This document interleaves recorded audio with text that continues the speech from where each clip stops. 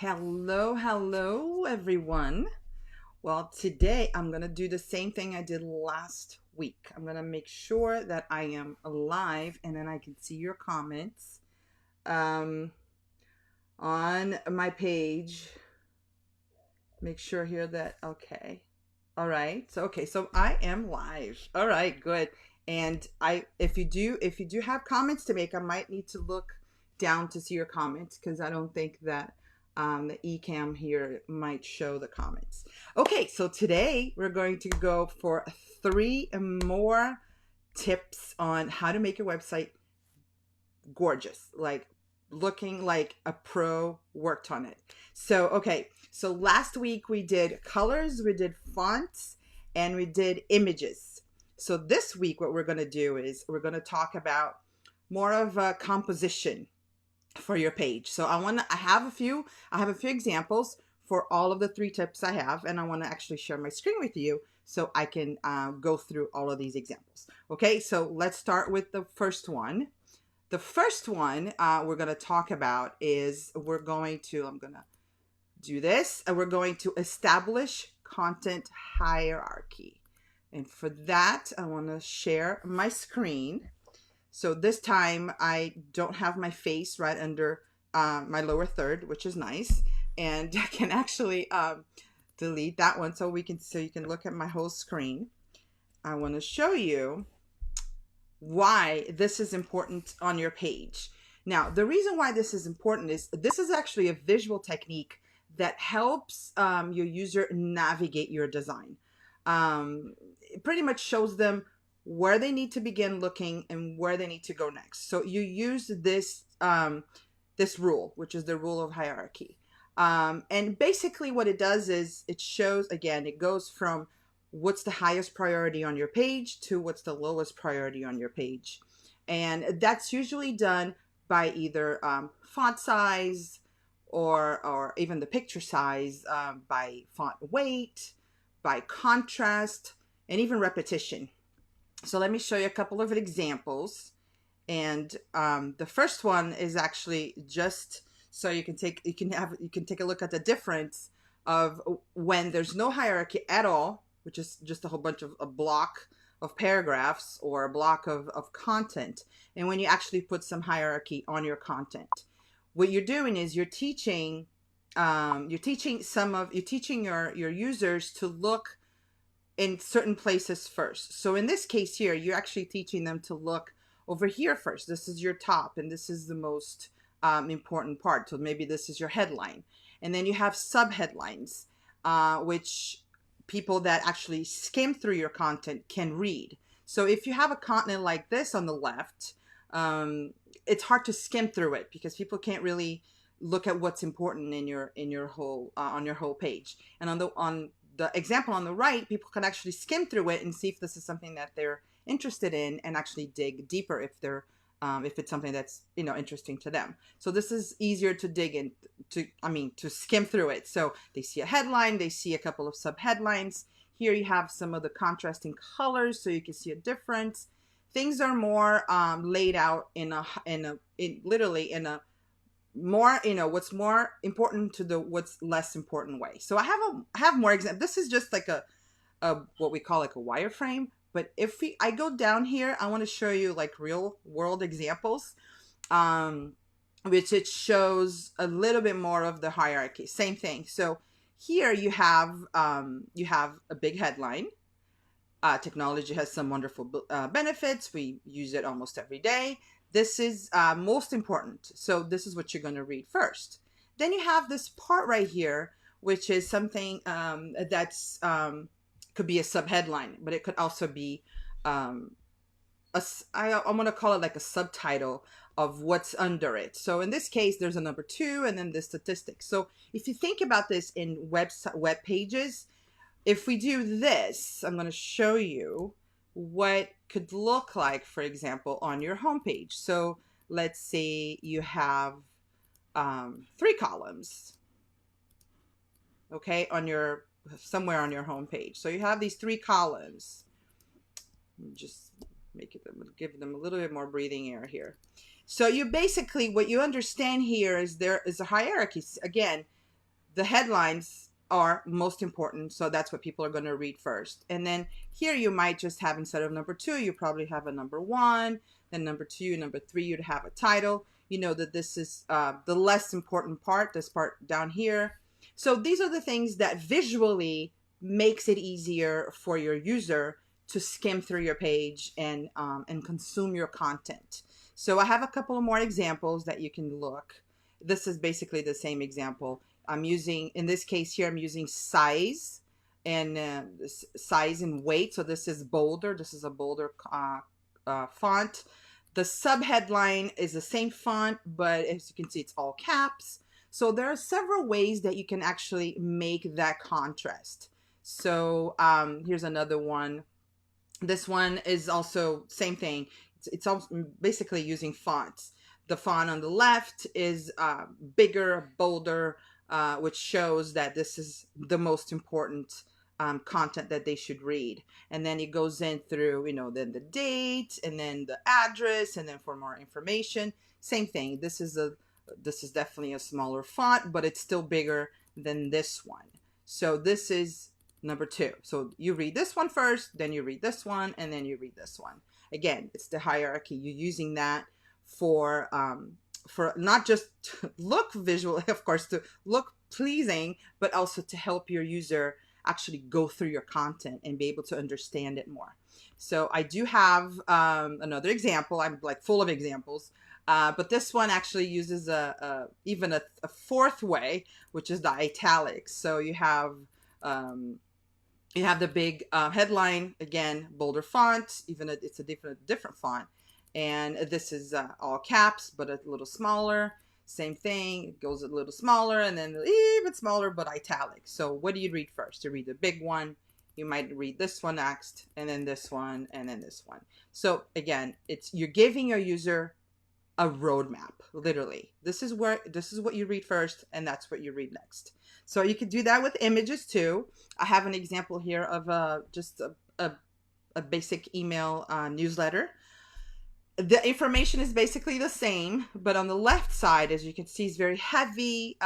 They do use some hierarchy, but it's very heavy. And this actually goes into the example I'm going to give you next.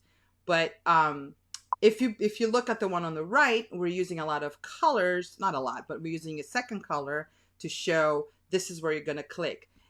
I'm not sure if you can see this, but over here on the left, there's actually at the bottom of all this big block of text, there's like a click here to find out more about having your so and so and so. So this is, nobody will see that this is a link. Nobody will see that this is a button unless they go through the whole thing and read it. But in the same, if you just move to the right, and then you see it's the same exact thing, but you could definitely see where the links are, where the buttons are, what they should read first, and then second and third. So this is also a good example. I pretty much did this one with that other one that I made the 3 columns because I wanted you to have an idea of on your webpage how it looks. Same thing here. The 1, 2, and 3 are the big, bold font, which means you're telling them you read this one first, this one second, this one third. Of course, you're using numbers. But just to show you, there's several ways that you could do that using size of your font, weight of your font, the type of font you're going to use, all caps, thin fonts, italics. There's several ways to do that. But every time you're going to write something, just think about how your user should read it. What's the most important thing? And then second and third and fourth and so on. So the next one, actually, there's one more here. I have like so many examples. Same thing. I pretty much did this in 2 columns, but it's the same idea. These are some good examples. Let me look at who's here with us. So I have Halima. Hi, Halima. How are you? I have Candy. I see you, Candy. And I have Melanie. Hi, Melanie. Thank you for being here. Giving the user a roadmap. Love that. Yes, I know. You pretty much, that's what you're doing. You're telling your user, read here first, and then read here second, and then third. And it definitely makes it easier for them to follow your content and be able to consume your content, which is what you want them to do. So the next one, this is my next tip, okay? And this one, I actually want to bring this up here. So If I don't, let's see. This one is, I want you to use the rule of proximity. Okay. Actually, hierarchy and proximity are very similar. Okay. The rule of proximity is basically you are going to keep related items together. And you're going to separate them to basically to visually emphasize the lack of relationship. So think about this. I always like to bring this into your own home. So think about this. In your home, you have a dining room and you have a living room. So what you have in the dining room is you have your dining table and you have the dining room chairs. I mean the dining room chairs around the table. That shows that they're together. They're close together. They belong to each other. So they have some kind of a relationship. Same thing with your with your living room. Your living room has your couch and has your coffee table and your side tables. Same thing. They're all close together. Now imagine if you take all of this furniture and put them all in one spot without being relative to one another. It's just going to be a big mess. Same thing, same thing with your website or your page or whatever you're designing. It's the same thing. You have to think about how things are related to each other and keep them together. So the examples I used before are awesome for that. But the ones I have after are even better. These are, let me remove this one out of here so it's not in front of you. So, okay, so this one, I wanted to show this example because I think it's pretty cool. So think about this as a section of your website, pretty much your contact page. So you have your headline, contact us, how to reach us. And then you have your mailing address, your email address, your phone number, whatever. This is, again, you're separating the headline or what's important. But you're keeping these two things together because they're related to each other. The contact us headline and the how to reach us are related to each other. And then these at the bottom, you did the same thing. You actually brought them. Let me just bring this up here. You could do this too, but I mean, which is fine. This also looks good, but bringing them down here, basically it's separating from your headline and you're showing how these things are related to each other. So your mailing address, what's close to it is your mailing address. Same thing with your email address. Over here, they're together. Same thing with the phone number. So if you think about this, let me just show you what it looks like if I just put them all together. Let me just go like this. It's not that it looks bad, right? It doesn't look bad, but visually better like this. Why? Because you're using the rule of proximity. Okay, I have another example. This is a good one too. Same thing, proximity. It's the same exact example as this one at the top. It's you have a timeline. So on the left, I have timeline of projects, monthly priorities, and deliverables. They are related to each other. The headline and the subheadline are related to each other. My content, which is literally my timeline, are on the other side of the room. Let's think like that. Same thing. July is together. It's close to what July represents. August is close to what August represents. And they have some kind of a space between them. They still are together on the right-hand side in this case, but they're still separate to show each month separately. So again, if I bring these in like that, which it doesn't look bad, but tell me, doesn't it look way better like this? Again, rule of proximity. So let me see what I have here. Do I have more people joining? Yes. And do you have any questions? Hi, Ilse, I see you there. Yeah. Okay. So that's it. No questions. So, okay. So I'm going to give you one more. I think I have one more. Yeah, I have one more example of the rule of proximity. This is very similar to the other one too. So this one, I'm actually using a nice color background, but same thing. My title is on one side and my main information is on the other, and they're basically separated by what's important. Headline, subheadline important, subheadline important, subheadline important. These are the third, let's put it this way, I'm thinking about hierarchy too. These are less important, but they're also all put together with my headline. So subheadline, and then right after, some nice space between, subheadline, right after, subheadline, right after. So give it some space. So you're basically showing that this is the detailed part, this is the professionally run part, this is the safe and secure part. Again, rule of proximity. This is it might be a little bit hard to get right in the beginning. So that's why I kind of started with hierarchy, because it's easier to, visually see it.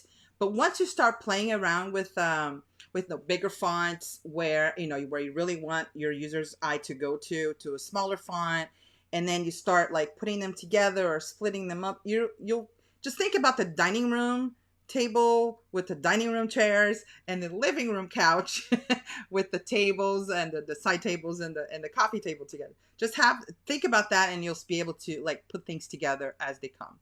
So then the third tip I have for you today is stick to the grid. Okay, this is a good one. Stick to the grid. Okay. Remember, I think, I'm not sure if everyone here has seen my email, but I do mention about like how we learn, when we're very young, how we learn to, we line everything up. We line up our dolls or our little cars or our pencils, or, we kind of like put things aligned. So we have an imaginary grid in our head, and that's what makes things look less messy or look actually organized. Same thing with any design you do. Of course, we're talking about web pages, but it's same thing with any design you do. So stick to the grid, meaning have a grid in your head. And I'm going to show you this even on a magazine page, just because it's something that we're also used to instead of just looking at web pages. We've been using this rule since the beginning of time, since they started putting newspapers together more than 100 years ago. There's always a grid, and you want to stick to that grid. You don't want things going all over the place, because it makes it harder for people to follow your content. So you can either like have an imaginary grid in your head while you're putting your page together, or just think about, okay, so in this case here, it's 5 columns or 4 columns or whatever many columns you want to have. It's up to you. Just make sure that you stick to it. And here's a web page. This is my example, which I think it's a good one to look, because sometimes people think, oh, but a grid makes everything look so square and so, like a lot of squares, but that's not really what it is. It's just I keep saying imaginary grid, but it's actually a grid. It's a true grid. We actually use this a lot in design. So in this case, in this page, the blue columns, they're actually my grid. Of course, they don't show on my page, but that's what we have.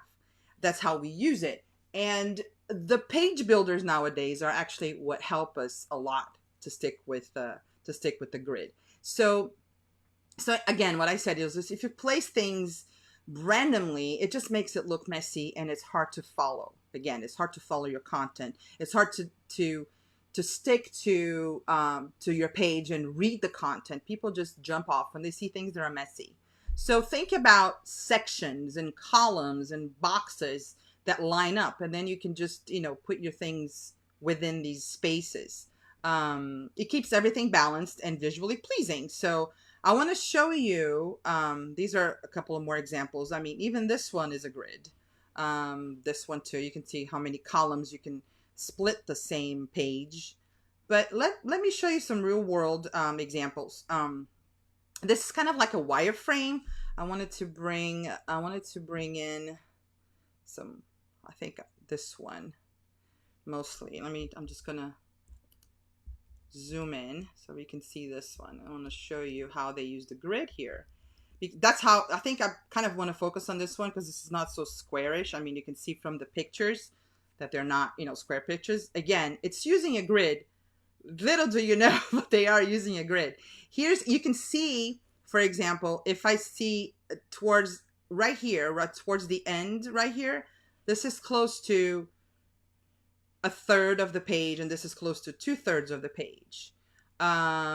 Here, same thing. If you look, this one is split into 3 columns right here. It's my grid. I'm sticking to the grid here. And this one, it's 2 columns. if I look down, if I keep going down, you see the 2-column theme kind of around. So even though the pictures are on the opposite sides, the 2-column themes is still there. So if you can kind of split the page in half, same thing. And it's same thing here too. Even I'm talking about columns, but even in rows, you can see how this is, it's, I don't want to say evenly spaced, but this is, there's a space between these. Again, the rule of proximity, that remember that we were talking about before. And I'm using the same exact space here. So when you put this one together, you want to do the same thing for the following ones. So stick to your grid. If you keep that in mind, just sticking to your grid, same thing here, 3 columns, even though it only looks like it's only 2 here, and then this one, it's a 3-column grid. This one is the same thing. This one is split in half. If you can see, she's kind of like on the side of the page, and this one is the column on the left. Here it's 3 columns. So again, it looks this one is mostly I wanted to use these because the pictures are not so squarish. This one is the same thing, but the pictures are, and you can see the sections. You can see, like I said, split everything in sections and boxes and in columns. Same thing here. This one is very boxy. You can see 2 columns here. You can actually see, this is interesting. This is, remember I was talking about the hierarchy in the beginning? Okay. Title, about. At the bottom, it's the content of the about section. So she does the same exact thing and she repeats it. Title, photographs. And then she shows, how many, I think this is I think you could probably, I haven't really interacted with this website, but I think you could probably click on this and look at the photographs for these 4 occasions. And then you keep going down, same thing. Title is information. And then the details, the information that she wants to show you. Same thing here. This is the title, inquire. And then this is the content for the title. So again, it's here it's the hierarchy you can really see. And if you look at this page a little bit farther, I don't want you confused with the other ones. But if you look at this page in the middle, far away, you can actually see the hierarchy really far. I mean, you could see of course, this is her hero, the first image, and then she welcomes you, and then she goes on the about, that's her first section, and then the photographs, that's her second section, information, that's her third section, but they're all the same. You see the hierarchy here. This is the title, and then you see the subtitles, and then you see the content. And you can pretty much see the hierarchy and the proximity right there, and you can see the grid. So what I told you in the beginning is that these 3 tips, they are the composition of your layout. They really go together. I can talk about hierarchy, and you can see proximity. You can see the rule of proximity. You can see the grids everywhere. You can see it. So it's not just one thing. So I want to show you another. I have all of these little examples that you can see. This one is basically just 1 column, but this one, the one on the right, the left, sorry, this one, climbing of the mountain of sales. This one I wanted to show the hierarchy a lot. You can see this very well. Again, big thing is her title. That's what she wants you to see. Then she has the author at the top. It could be at the bottom. It doesn't matter. But she has the author in a different font, different size, different weight. And then she has her first paragraph of her blog. Actually, this is a blog, and I wanted to show you this because I know, a lot of us do blogs, and that's important to think about when you're doing your blog. You definitely don't want your blog to look like just a whole bunch of blocks of paragraphs. You want to make it interesting. So you want to split it. You want to bring in a quote, you want to bring in some images, you want to make sure you have headlines or subheadlines, you want to break it apart, and just keep it in a way where you're showing your user where what he should look for, he or she should look for first if they're skimming your page, which basically everybody does.